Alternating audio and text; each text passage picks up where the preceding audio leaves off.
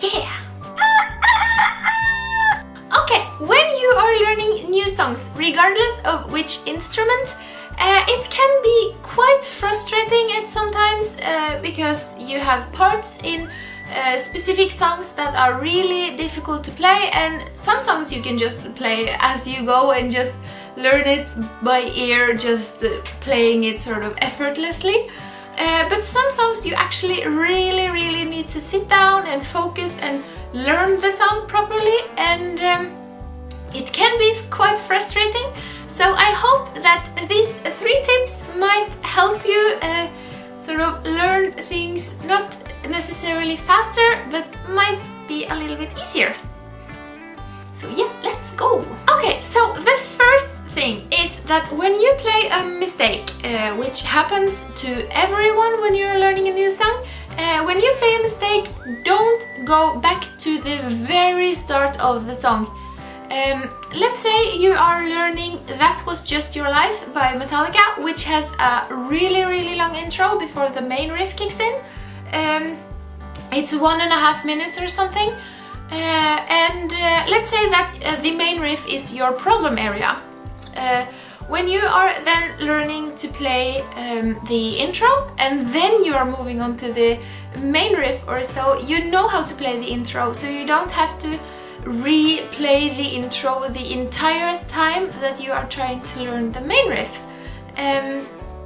Meaning that if every single time you are going to practice the main riff, you have to work your way through a 1.5 minute intro, you might lose the focus or the even motivation to learn the main riff, because let's say the main riff is really troubling and you need to play it 100 times before you can say that you have learned it properly. You will have this 1.5 minute 100 times, and that's just so much time into just nothing, because you know how to play the intro, and you don't need it anymore. You don't need to practice it that intensely as you need to practice your problem area. So when you are playing a mistake, just rewind a couple of notes or a couple of seconds, so you sort of know where you're coming from, but you don't have to have this entire 1.5 minutes of intro. Instead of using the 2 minutes of playing the same things that you already know how to play, just use 2 minutes and intensively play just 5 or 10 notes of the problem area, and you will see so much improvement in the exact same time that it would have taken you to get through the complete song again in 2 minutes, and then get to the point, and you have now played the riff 2 times. The first time you made a mistake, you stopped, you restarted the song, and the second time you sort of troubled on the exact same point. But if you just set aside 2 minutes to play just 5 or 10 notes of the problem area, you will really notice an improvement really fast, and it's the exact same 2 minutes. So just be aware that you don't have to restart the complete song. It's a really inefficient way of learning a new song. So yeah, be aware of not necessarily having to rewind the complete everything of everything, and just rewind a couple of seconds and you are fine. An example to sort of the intro when you are playing is that the intro in That Was Just Your Life comes from this really slow place.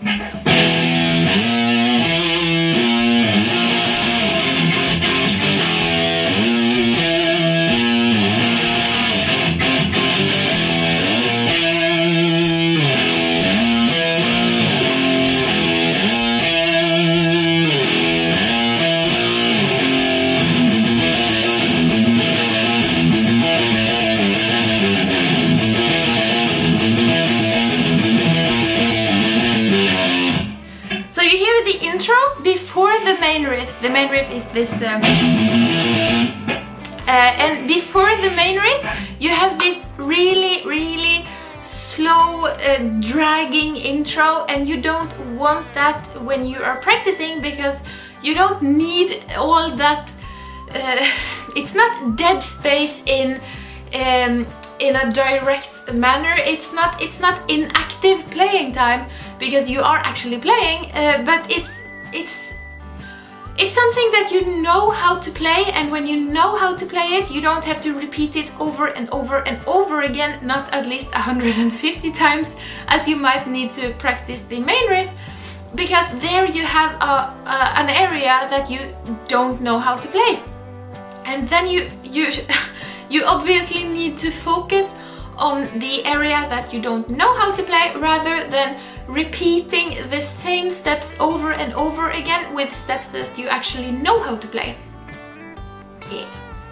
Okay, so the thing number 2. Some people don't like to use tabs or chords, and that's completely fine. But if you do, there are some things that you need to be aware of. When you are using a tab, even if the tab is 100% correct and you know it's 100% correct, you still need to really pay attention to what you are actually playing. Because it's easy when you are using a guitar tab to sort of get stuck in the reading and playing, that you are focusing more on the reading of the tab than you are actually focusing on the playing of the instrument.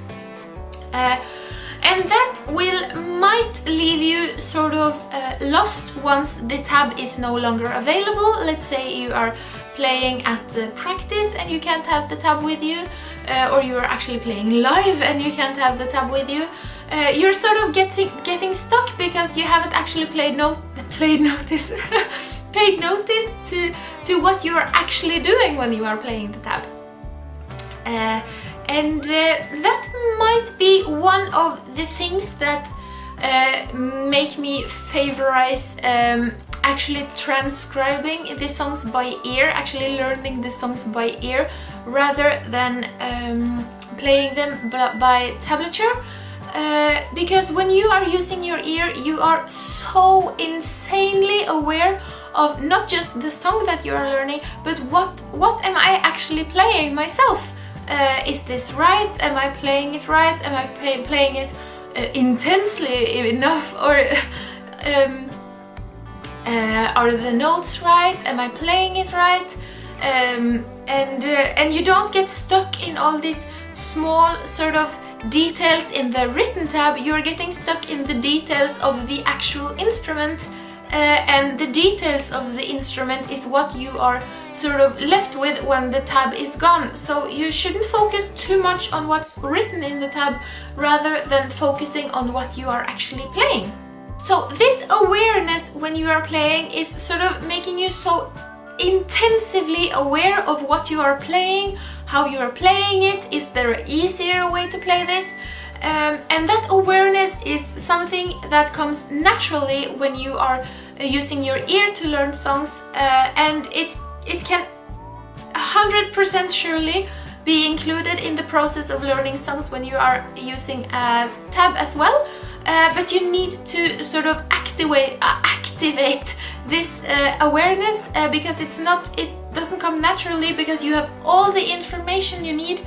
You have this written in a page, and you technically don't have to pay that much attention, because it's written everything what you're supposed to do, and you are doing it. But you need to pay attention to that you are actually doing it how you'd like to do it. And for example, if you have a bend, or if you have a hammer-on or pull-off or tap,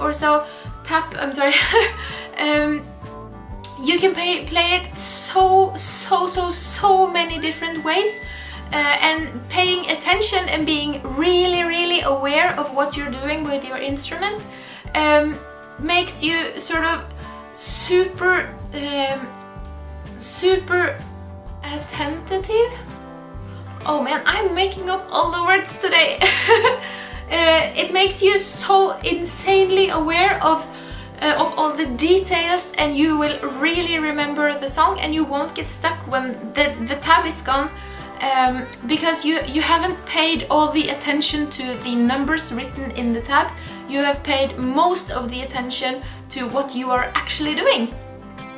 So yeah, number 2 is pay attention to what you're doing, because even if you're using a tab, the instrument should still be your main focus. Okay, so thing number 3. Okay, let me try to explain this. This is all about speed. So yeah, anyways, some songs have ridiculous speed and you need to slow them down to be able to learn them. And that is completely fine, and I think that's a really good way of learning, because when you slow it down, you get the brain with the team. So you have the brain on your team, and you can actually think and understand what's going on, and you can pay attention on a much more detailed level than just rushing through the song in hope of just keeping up. So I think it's a really good thing when you slow things down, but there are 2 ways of slowing it down. The first way of slowing it down is just to play it, realize you can't play it as fast as you're supposed to play it, and then just slow it down. And if you go from, let's say, 200 to 60 BPM, that's a really noticeable difference. And when you have a riff in 200 BPM, it's probably pretty crazy. But when you slow it down to 60, it's not that crazy anymore.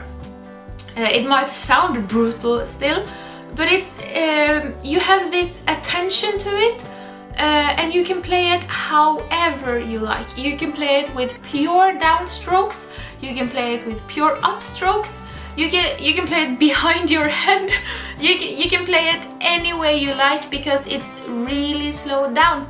And that's the problem with just going from super speed to slowing it down without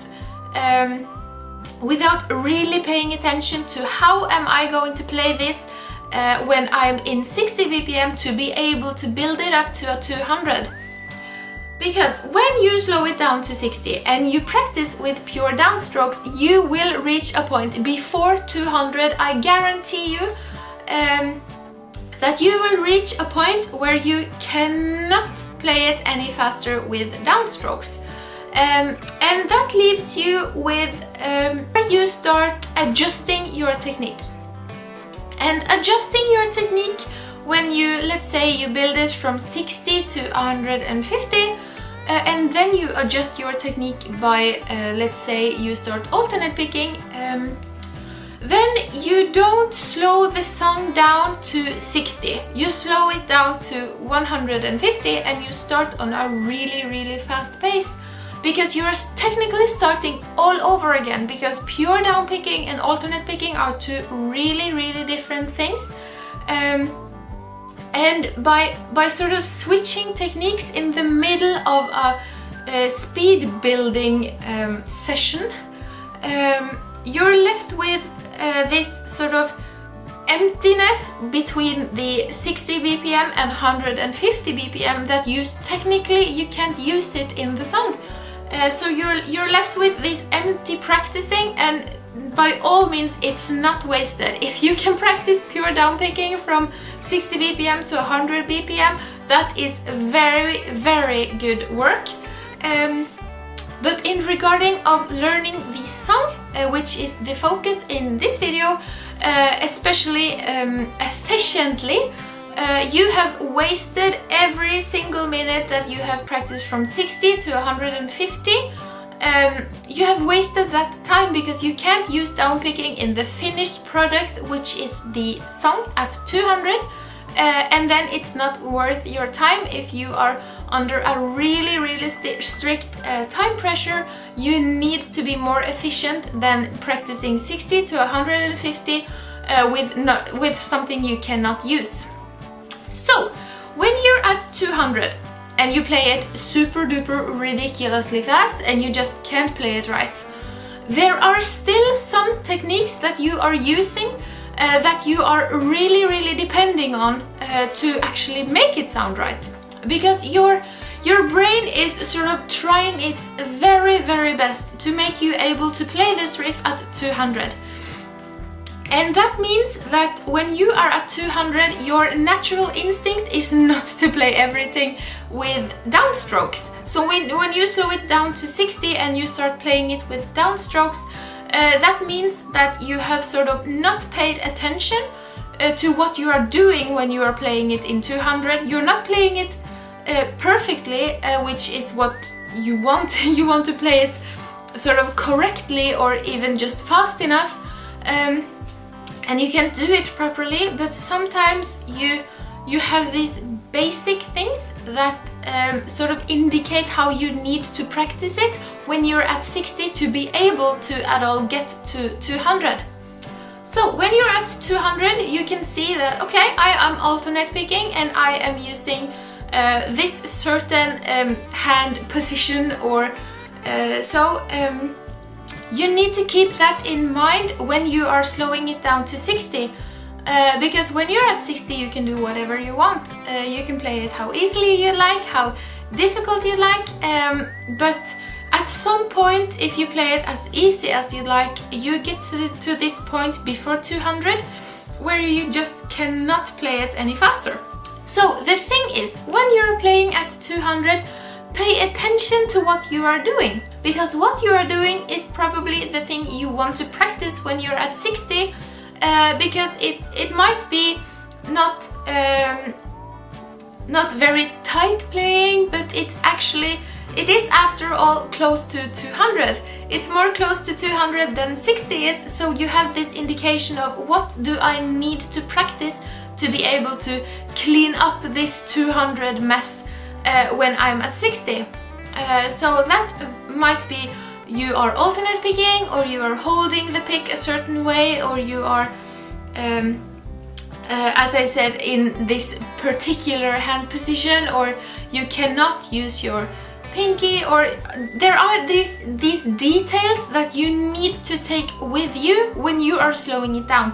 So you need to be aware of what you are doing at 200 to be able to practice it when you're at 60, so that you can build your speed up to clean up the mess that happens at 200. So before slowing it down, play it as fast as it's supposed to go, pay notice to what you are doing, and bring that with you when you are slowing everything down. Yeah! So, when you are slowing things down, there are some things that you really need to be aware of. So let's say just that was just your life with the main riff. You have this, and there are some things that is easily to change when you are bringing the BPM really low, and that might be the first thing that you're actually just down picking.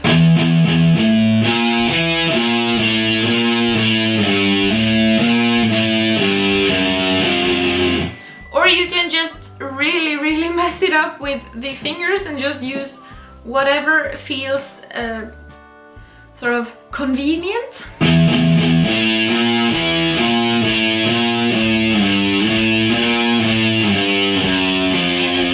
But when you speed it up, there is a limit to how fast you can.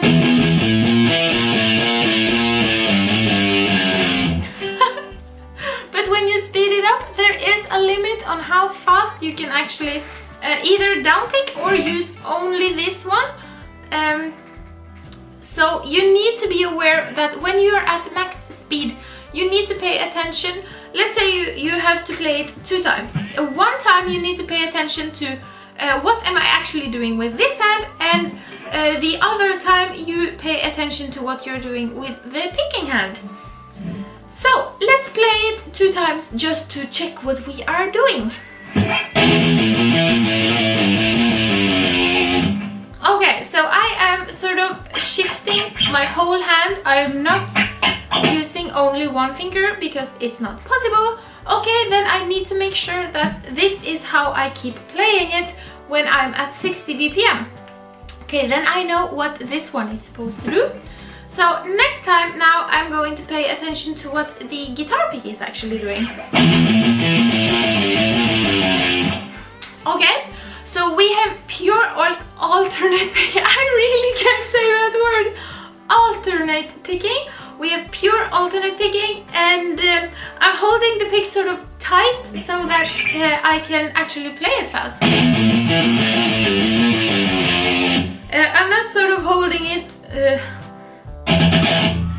you know, I'm paying attention to the details that I'm doing because I need to be aware of those when I go down to 60 BPM or whatever BPM you're going to, because when you're at a really slow BPM, there's this freedom. There's this freedom of you actually being able and capable of playing it however you like. And if your goal is to actually be able to speed it up enough, there are some things that you actually physically cannot do when you are at a higher speed. So yeah. So those are 3 things that you can keep in mind when you are learning new songs, and I hope that some of these tips might help you, or yeah. So if you have any suggestions for either this channel or Metal Sunday, just please let me know in the comments, and yeah, if you have any questions or anything, just ask me on Facebook or Twitter or Instagram. And I'll see you next time! Okay, I have pure alternate picking. So I have really much alternate. So yeah. When you are slowing things down, let's say you are practicing.